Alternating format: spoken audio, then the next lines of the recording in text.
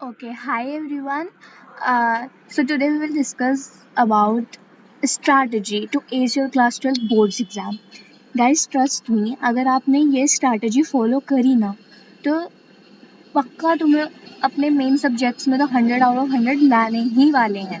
हालांकि मेरे आए थे, मेरे नहीं आए थे मेन सब्जेक्ट्स में 100 आउट ऑफ 100, बट मैंने उसी से ही ये चीज़ें सीखी हैं and I am telling you guys. Okay, so basically मैं हिंदी में बोलूँगी क्योंकि हिंदी में बोलूँगी तो आपको ज़्यादा अच्छे से समझ आएगा। अगर इंग्लिश में मैं बोलती जाऊँगी, क्या पता आपको इतना अच्छे से समझ ना भी आए, क्योंकि हिंदी बोलने में कनेक्शन ज़्यादा अच्छे से बिल्ड होता है।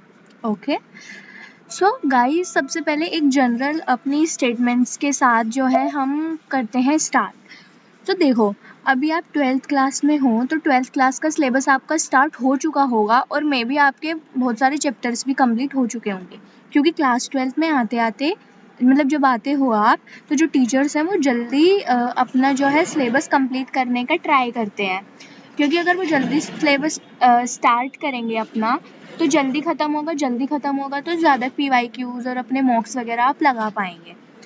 सो उसके बाद अभी मैं आपको बताऊंगी कि आपको करना क्या है। ओके, तो बिना टाइम वेस्ट के चलो शुरू करते हैं। सो सबसे पहले तो अभी हम बिजनेस स्टडीज़ के बारे में बात नहीं करेंगे। Let me take a blank sheet.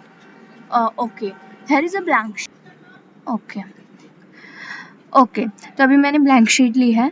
सो आपको करना क्या है, सबसे पहले तो आपको अपना सितंबर या फिर सितंबर के एंड तक या फिर अक्टूबर के एंड तक आपका जो सिलेबस है वो कंप्लीट हो जाना चाहिए। अब ये मैं क्यों बोल रही हूँ इतना जल्दी सिलेबस, क्योंकि जितनी जल्दी आपका जो सिलेबस है वो कंप्लीट हो जाएगा, उतनी ही जल्दी आप जो है वो मॉक्स लगाना स्टार्ट कर दोगे, और जितनी जल्दी जो है आप अपने मॉक्स स्टार्ट करोगे ना, तो उससे आपको उतना ही बेनिफिट होने वाला है। क्योंकि CBSE में जनरली क्या होता है, CBSE में जनरली होता ये है कि PYQ से ज़्यादा जो आपके हैं वो रिपीट क्या होते हैं, वो होते हैं नए नए जो क्वेश्चंस होते हैं, एग्ज़ाम ओरिएंटेड क्वेश्चंस। जैसे कि PYQ जितने रिपीट नहीं होंगे, बट वो नए न्यू टाइप के क्वेश्चंस जो होंगे वो ज़्यादा देखने को मिलेंगे आपको एग्ज़ाम में, न्यू टाइप क्वेश्चंस। सो सबसे ज़्यादा आपको इनके ऊपर फोकस करना है, ठीक है। अब न्यू टाइप के ऊपर आपने फोकस कर लिया, ओके ठीक है, हो गया, सब हो गया। अब क्या ऐसा है कि आपको मॉक्स बिल्कुल ही नहीं करने? ऐसा भी नहीं है, आपको मॉक्स भी करने हैं, क्योंकि मॉक्स से क्या होता है, हमें एक एग्ज़ाम पैटर्न पता चलता है। एग्ज़ाम पैटर्न पता चलेगा तो उतना ही ज़्यादा अच्छे से आप जो है अपना एग्ज़ाम कर पाओगे, क्योंकि अब आपको मॉक्स के थ्रू आपको पता चल गया कि हमारा एग्ज़ाम आने किस टाइप का है, किस टाइप का आएगा, ठीक है। चलो, अब मैंने आपको एक जनरल स्टेटमेंट समझा दी। सो अभी हम अपनी बिजनेस स्टडीज़ के अपने फर्स्ट सब्जेक्ट के साथ अपना स्टार्ट करते हैं। हमारा फर्स्ट सब्जेक्ट है वो है BST। तो BST बिल्कुल ही थ्योरेटिकल सब्जेक्ट है, आप सबको पता होगा। इसके अंदर पूरी की पूरी जो है वो थ्योरी है, पूरी की पूरी थ्योरी है। अब अगर न्यूमेरिकल सब्जेक्ट होगा तो हम प्रैक्टिस कर करके कर लेंगे, बट अगर पूरी ही थ्योरी है तो क्या करना होगा। सो गाइस देखो, सबसे पहले तो आपके स्कूल में क्या है, चाहे कोई सी भी बुक हो, you should only focus on NCERT, you should stuck to NCERT। Okay, आपको सिर्फ NCERT को स्टक रहना है, क्योंकि अगर आप किसी और रेफरेंस बुक को जो है अपने पढ़ाई के लिए यूज़ करोगे ना, तो क्या होगा, एंड में फिर भी आपको आपकी क्या होगा, CUET भी तो देना है। CUET के लिए क्या पढ़ोगे, NCERT तो पढ़ोगे। अब अगर अभी आप रेफरेंस बुक से पढ़ रहे हैं, मान लो अभी आप रेफरेंस बुक से पढ़ रहे हैं, ओके, उसके बाद फिर आप CUET के लिए NCERT से पढ़ेंगे, तो इससे अच्छा क्या है, इससे अच्छा मैं बता देती हूँ क्या होगा, कि आप अभी से ही NCERT को यूज़ करो, क्योंकि आपकी CUET आने तक क्या होगा, इतने तक आपको जो CUET आएगा, आप 3-4 बार जो NCERT है उसको पढ़ लोगे। और 3-4 बार पढ़ने का मतलब है कि आपको रट्टा लग जाएगा बिल्कुल NCERT का। और रट्टा लगने का मतलब है कि 100 आउट ऑफ 100 आपके आने पक्के हैं। ओके, 100 आउट ऑफ 100 आपके बिल्कुल ही आएंगे। तो NCERT को ही करो मेनली, क्योंकि जो बोर्ड CBSE बोर्ड्स वाले होते हैं वो NCERT को ही प्रेफर करते हैं। अगर मान लो रेफरेंस बुक्स में कुछ इंफॉर्मेशन अलग दी हुई हो, कुछ और दिया हुआ हो, बट आपको क्या करना है कि सिर्फ ओनली NCERT पर ही फोकस करना है। ठीक है, ओके चलो, NCERT वाला हमारा मेन है, तो मैं इसको हाईलाइट कर देती हूँ। अगर आपको ये PDF चाहिए रहेगी तो मैं आपको ये दे भी दूँगी, ये मेन है आपका। अभी गाइस मेरे पास ना नोट पैड नहीं है, तो पेन टैब नहीं है, सो मुझे अपने इस पर ही लिखना पड़ता है। तो बाद में लूँगी, मैं नोट पैड भी ले लूँगी, तो यू शुड प्लीज़ थोड़ा एडजस्ट कर लेना। ओके, अब नेक्स्ट क्या हमारे पास आता है, नेक्स्ट हमारे पास आता है कंप्लीट सिलेबस, जो कि मैं आपको बता चुकी हूँ कि आपका सिलेबस जो है वो सितंबर और अक्टूबर तक हो जाना चाहिए। ओके, सितंबर एंड या फिर अक्टूबर एंड। अगर इससे भी ज़्यादा आपको लग रहे हैं टाइम, तो देखो ज़्यादा से ज़्यादा नवंबर तक खींच लो, उससे ज़्यादा नहीं ही होना चाहिए। ठीक है, क्योंकि जितना ज़्यादा होगा ना आप प्रैक्टिस नहीं कर पाओगे बिल्कुल भी। ठीक है, चलो अब अगले उस पर जाते हैं हम। अगला है हमारा लर्न हेडिंग्स। लर्न हेडिंग से मेरा क्या मतलब है, लर्न हेडिंग से मेरा मतलब है, जैसे आपका चैप्टर क्या है, आपका मैनेजमेंट वाला चैप्टर है, उसके अंदर मैनेजमेंट की जो कैरेक्टरिस्टिक्स हैं, जैसे कि मैनेजमेंट इज गोल ओरिएंटेड, सो आप उसको लर्न करो, क्योंकि उसके अंदर का तो आप खुद भी बना लोगे, बना के तो आप खुद लिख लोगे। तो जो वो हेडिंग है, वो हेडिंग ही कीवर्ड होती है। जब मैं अपनी 10th क्लास में थी ना, तो मुझे कीवर्ड का मीनिंग ही नहीं समझ आया था, जिसकी वजह से मेरे इतने गंदे नंबर आए थे कि मैं आपको बताने लायक भी नहीं हूँ। ठीक है, तो वो हेडिंग याद करो, उनका रट्टा मार लो बिल्कुल। ऐसा नहीं हेडिंग याद करो, उसके अंदर का भी पढ़ना है। उसके मतलब उसके अंदर जब आप 4-5 बार NCERT को पढ़ लोगे ना, जब 4-5 बार NCERT आपकी हो जाएगी तो आपके खुद रट्टा लग जाएगा।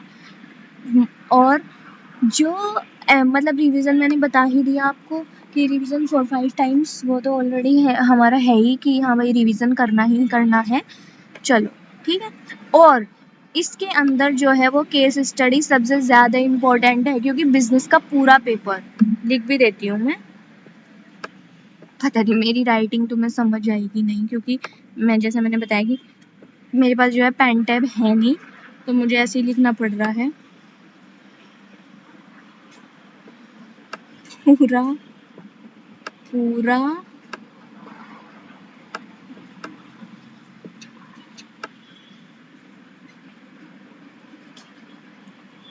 पेपर, वे क्या लिखा गया, हाँ मतलब समझ लो, केस स्टडी के ऊपर मैंने ये एरो बनाया हुआ है, तो समझ जाना है कि केस स्टडी से ही पूरा पेपर आता है। हार्डली आपको डायरेक्ट क्वेश्चन 1 या 2 ही देखने को मिलेगी, बाकी पूरा पेपर केस स्टडी। सो कोशिश करो कि ज़्यादा से ज़्यादा जो है आप केस स्टडीज प्रैक्टिस करो, ये बहुत इंपॉर्टेंट है। अगर आपने केस स्टडीज को प्रैक्टिस नहीं किया ना, तो आप 100 लाना तो भूल ही जाओ। चलो अभी हमारा बिजनेस का हो गया ऑलमोस्ट, आगे लास्ट में मैं आपको और भी चीज़ें बता दूंगी। अभी चलते हैं हमारे मेन सब्जेक्ट, जो कि है अकाउंटेंसी। अब अकाउंटेंसी बिल्कुल ही ऑपोजिट है, उसके अंदर प्रैक्टिकल क्वेश्चंस ही आते हैं, थ्योरी नहीं आती। थ्योरी आपको देखने को कहाँ मिलती है, MCQs में। अब MCQs में थ्योरी देखने को मिलती है। अब इससे हमें क्या क्लियर होता है, इससे हमें यह क्लियर होता है कि आपको थ्योरी भी पढ़नी है, उसको नेग्लेक्ट करके नहीं जाना। अगर आप थ्योरी नेग्लेक्ट करके चले गए तो 20 नंबर के MCQ गए आपके, 20 नंबर तो वहीं कट जाएंगे। मतलब ऐसा नहीं कि आपको कुछ नहीं आता होगा, बट मोस्टली नंबर कट जाएंगे। तो थ्योरी आपकी एक तो बहुत ज़्यादा इम्पोर्टेंट है, तो थ्योरी को पढ़ के जाना ही जाना है। ठीक है, उसके बाद अब आते हैं मेन मुद्दे पर। अब अकाउंटेंसी को करे तो करे कैसे? अकाउंटेंसी के लिए आपको करने पड़ेंगे क्वेश्चंस प्रैक्टिस। क्वेश्चंस प्रैक्टिस कैसे करोगे? अभी जब आपका जो सिलेबस है वो सितंबर अक्टूबर तक खत्म हो जाएगा ना, सितंबर अक्टूबर तक जब आपका सिलेबस खत्म हो जाएगा, उसके बाद जो आपको प्रिपरेशन करनी होगी, तो आप daily 20 MCQs and 5 long questions करना। अभी जब तक आपका सिलेबस कंप्लीट नहीं होता, जब तक सिलेबस नहीं होगा, तो तब तक आप NCERT के अंदर जो क्वेश्चन दिए हुए हैं उनको करो। NCERT के क्वेश्चंस करने से क्या होगा कि कभी कभार डायरेक्ट क्वेश्चन NCERT से दे दो तो आपको हेल्प हो। ओके, अकाउंटेंसी में इतना कुछ नहीं है, बस अकाउंटेंसी मांगती है प्रैक्टिस। अकाउंटेंसी में प्रैक्टिस मतलब कि आप सब कुछ कर लोगे। अकाउंटेंसी में आपके पक्के नंबर आने हैं, अच्छे नंबर आने ही पक्के हैं। ठीक, अब आते हैं हम इकोनॉमिक्स के ऊपर। इकोनॉमिक्स के अंदर देखो, मैंने ये क्यों लिखा है, आप रेफरेंस बुक से पढ़ो।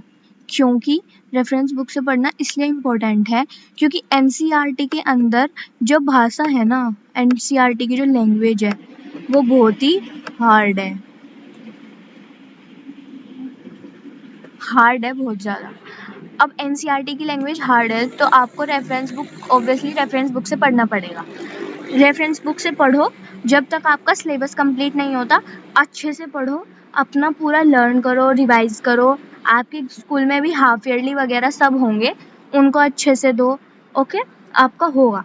उसके बाद जब सब कुछ हो जाए एंड जब रिवीजन करना हो, रिवीजन भी हो गया मतलब आपका, ऐसा नहीं है कि रिवीजन के लिए सीधा डायरेक्ट NCERT उठा ली, नहीं, कंफ्यूज हो जाओगे। रेफरेंस बुक से पढ़ो, नोट्स बनाओ अपने खुद से नोट्स बनाओ। नोट्स बनाने के बाद क्या करना है तुम्हें, रिवीजन भी करो। जब प्री बोर्ड 1 हो जाए उसके बाद एक बार NCERT एक बार पढ़ना ज़रूर। उससे आपकी क्या हेल्प होगी, मतलब 1-2 बार पढ़ लेना, उससे आपकी इससे भी 2 चीज़ों में हेल्प होगी। एक तो आप CUET जब देने जाओगे आफ्टर योर 12th, उसमें हेल्प होगी। और अगर आप NCERT पढ़ के जा रहे हो तो आपको मतलब थोड़ा NCERT के साथ इतने तक फेमिलियर हो जाओगे जब तक आपका CUET होगा। तो जब CUET में आप दोबारा पढ़ोगे, दूसरी बार पढ़ोगे, तो आपको इतना ज़्यादा स्ट्रेंज नहीं लगेगा कि ये मैं क्या पढ़ रहा हूँ। ठीक है, उसके बाद जो चीज़ बच्चे सबसे ज़्यादा नेग्लेक्ट करते हैं वो क्या है, सबसे ज़्यादा नेग्लेक्ट करते हैं बच्चे इकोनॉमिक्स के अंदर केस स्टडीज़। और मैं तो एक भी केस स्टडी, मतलब बहुत कम केस स्टडी की थी इकोनॉमिक्स में। और केस स्टडी भी ऐसी नहीं कि वो आती हैं बड़ी बड़ी आती हैं, क्या पैराग्राफ अनसीन पैसेज वाली, नहीं, वैसे क्वेश्चंस में भी केस स्टडी देखी मैंने। वैसे क्वेश्चंस में मैंने क्या केस स्टडी देखी कि एक भी क्वेश्चन डायरेक्ट नहीं ही है, मतलब एक भी नहीं कह सकते, कि बहुत सारे क्वेश्चंस ऐसे हैं जो डायरेक्ट हैं, बट मोस्टली क्वेश्चंस जो हैं वो इनडायरेक्ट ही थे। ठीक है, सो केस स्टडी एक तो आपके लिए बहुत ज़्यादा इम्पोर्टेंट हो गई। केस स्टडी इम्पोर्टेंट हो गई। केस स्टडी आप कैसे प्रैक्टिस करोगे, एक तो अपने PYQs देख लो एक बार। PYQs देखोगे तो पता लगेगा कि केस स्टडी आ कहाँ से रही है। और केस स्टडी देखने के लिए जब PYQs उठाओगे तो ये तो आपका यहीं पर ही हो जाएगा क्योंकि PYQs तो आपने कर ही लिए। उसके बाद इकोनॉमिक्स के अंदर एक ट्रेंडिंग क्वेश्चंस नाम की चीज़ और होती है कि अभी ट्रेंड में कौन से क्वेश्चंस चल रहे हैं, ये आपको पता लगेगा लव कौशिक सर की वीडियोस से। हमेशा जब भी वो एग्ज़ाम रहते हैं तो वो वीडियोस लेकर आते हैं कि कुछ ट्रेंडिंग क्वेश्चंस के लिए कि कैसे कर सकते हैं आप।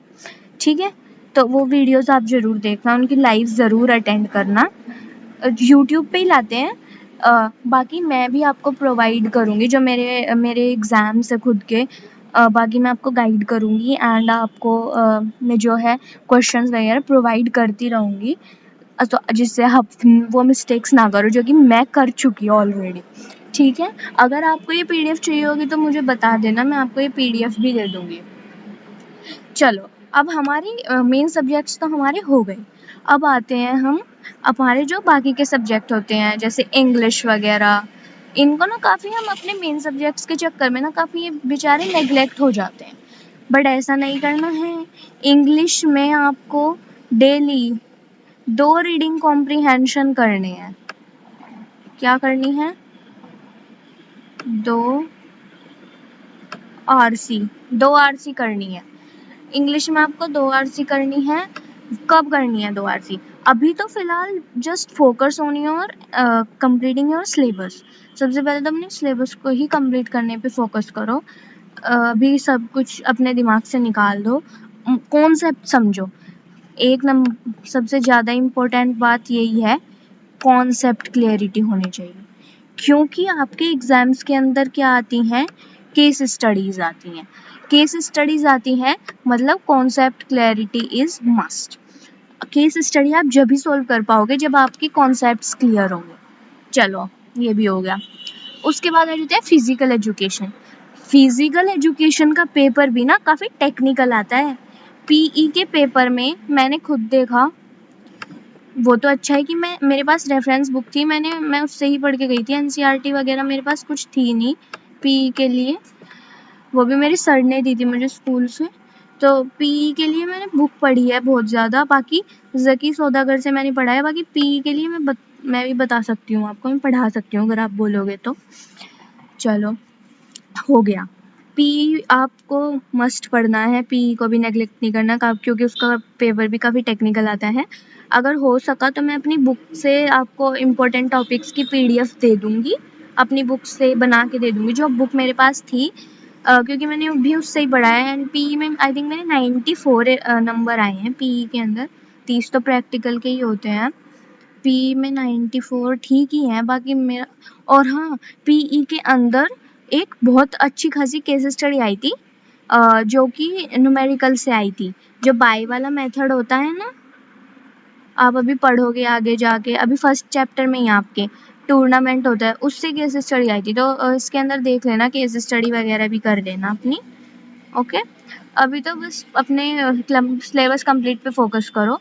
बाकी जो एक है बहुत ही ज़्यादा इम्पोर्टेंट चीज़ मैं आपको बताना चाहूँगी, जो आपका फाइल वाला वर्क रहता है ना, जो टीचर्स आपको अभी फाइल बनाने को बाद में बताते हैं, अभी नहीं बताएंगे कि फाइल नाम की भी कुछ चीज़ होती है। वो ना आप अपनी टीचर्स को बोल के ना, अगर मान लो कि टीचर्स कभी कभी होते हैं थोड़ी मतलब रूड होते हैं, वो नहीं मानते बच्चों की बात, बट अगर आपके टीचर्स आपकी बात मान सकते हैं ना, तो प्लीज़ उनको बोलो कि हमें जो समर हॉलीडेज़ होंगी ना, उसमें हमें अपनी जो फाइल वर्क है, हमारा प्रोजेक्ट वर्क है, वो सारा दे दो अभी के अभी। क्योंकि बाद में आपके जो प्रैक्टिकल्स होंगे ना, वो प्रैक्टिकल्स कब होंगे? आपके जैन टू फेब के बीच में होंगे। जैन टू फेब के बीच में होंगे, जो कि आपके लिए बहुत ज़्यादा इम्पोर्टेंट मंथ्स हैं, जैन टू फेब। क्योंकि आपके बोर्ड एग्ज़ाम सर पे होते हैं इस टाइम में, और अगर इस टाइम पे आप बनाने बैठोगे अपना प्रोजेक्ट वर्क कोई भी, तो ऑब्वियसली बात मानो नहीं हो पाएगा, मतलब सारा का सारा करा धरा चौपट हो जाएगा मामला। तो अभी जून में ही कंप्लीट कर लो उसको, बाकी उसके बाद आपकी टेंशन ख़त्म हो जाएगी। उसके बाद सितंबर अक्टूबर तक अपना सिलेबस कंप्लीट करो। सितंबर अक्टूबर तक सिलेबस कंप्लीट करने के बाद क्या लगाओ? मॉक्स लगाओ। मॉक्स लगाओ। मॉक्स लगाने के बाद पास्ट PYQs करो। PYQ से आपको एग्ज़ाम का पैटर्न समझ आएगा। ओके, एंड ट्रेंडिंग क्वेश्चंस ज़रूर करो। ये सारी चीज़ें आपके लिए मस्ट है। पता नहीं आपको मेरी राइटिंग तो बिल्कुल समझ आएगी नहीं, डॉक्टर वाली राइटिंग लग रही है, बट मेरे पास जैसे कि मैंने आपको बताया पेन टाइप है नहीं, तो मुझे ऐसे ही लिखना पड़ रहा है। तो आप मेरी आवाज़ को ज़्यादा सुनने पे फोकस करो। बस यही था आज की वीडियो में, यही थी स्ट्रैटेजी, जो कि इसमें से बिजनेस स्टडीज़ तो मैंने खुद ही पढ़ा, ज़्यादा किसी टीचर से नहीं पढ़ा। बाकी मैं वीडियो ले आऊँगी अगर आपको टीचर्स के नाम भी चाहिए होंगे तो। एंड आपके मैं CUET के लिए भी पक्का लेके आऊँगी। CUET के लिए मेरे पास बहुत तगड़ी स्ट्रैटेजीज़ हैं। बाकी इससे अच्छी स्ट्रैटेजी कोई हो ही नहीं सकती। आप यही स्ट्रैटेजी फॉलो करो, मेरी मानो पक्का 100% लेके आओगे अगर पक्का फॉलो करोगे इसको। Okay, so okay guys, this was for today's video. लिख देती हूँ, हाँ लिखूँ, थैंक यू लिखूँ, मैं लिखती हूँ, थैंक यू। Okay bye. पक्का फॉलो करना स्ट्रैटेजी, एंड अपनी पढ़ाई पे फोकस करो। 10 घंटे पढ़ो, क्योंकि अगर अभी नहीं पढ़ोगे ना, उसके बाद आपको बहुत प्रॉब्लम होने वाली है। बाद में फिर 10-10 घंटे पढ़ना पड़ेगा, एग्ज़ाम का प्रेशर, प्रैक्टिकल्स का प्रेशर, और अब टीचर्स प्रेशर अलग डालेंगे कि आप तो अच्छे बच्चे हो, नंबर लाने पड़ेंगे, ये वो फलाना ढिमकाना। तो इसलिए अभी से ही पढ़ लो जितना आपसे पढ़ा जा रहा है। अपनी थोड़ी बहुत नींद सेक्रीफाइस कर लो, बट क्योंकि अगर बाद में करोगे फिर आपको ज़्यादा देर पढ़ना पड़ेगा। अभी 4-5-6 घंटे पढ़ोगे ना, जब भी चल जाएगा। अभी से पढ़ोगे अगर कंसिस्टेंट रहो, बढ़िया करके आओगे तुम पेपर में। ठीक है भाई, चलो, ओके गाइज, बाय बाय।